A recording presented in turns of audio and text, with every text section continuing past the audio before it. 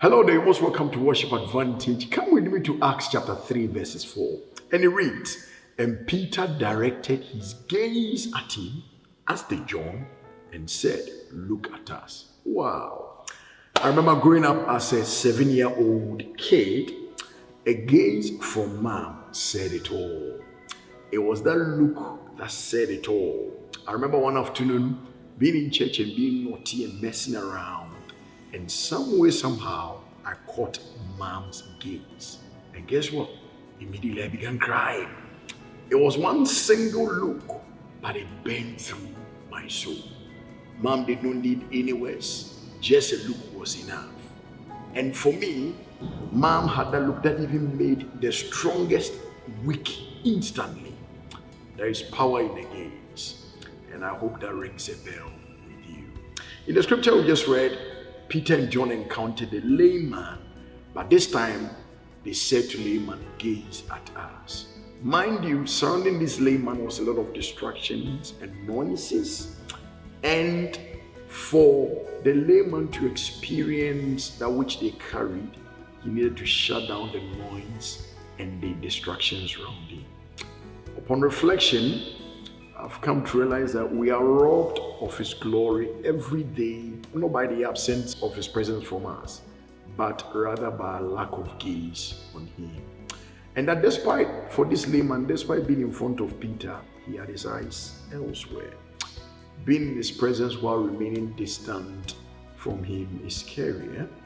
So listen to Psalm 24 verses 7. Hear what David says. He says, "One thing I have asked of the Lord, that I will seek after thee, dwell in thy house, and I will gaze upon thy beauty, and to inquire upon his temple."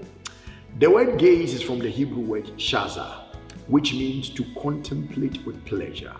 The idea of gazing is purposeful looking, contemplation of something so magnificent that you can't take your eyes off it.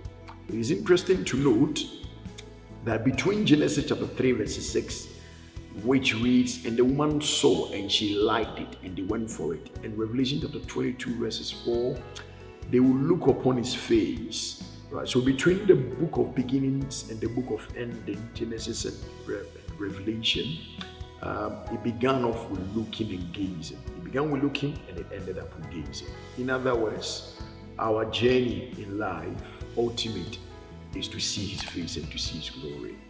That obviously explains why there's so much struggle whenever we are in the presence or doing worship. Worry, anxiety, disappointment, and other several issues are vying for your gaze with His glory. Here are 4 things I've learned about His gaze. Number 1, the act of worship is essentially a contest of gazes. Keeping your eyes on Him is key. Number 2, we are frequently interrupted at the threshold of His presence. Refuse to be robbed of your gaze on Him. Number 3, where words are restrained, a gaze talks a great deal. And lastly, he who raises his gaze upon His glory will not see the boundaries and distractions. Raise your gaze. More power to you. Thank you.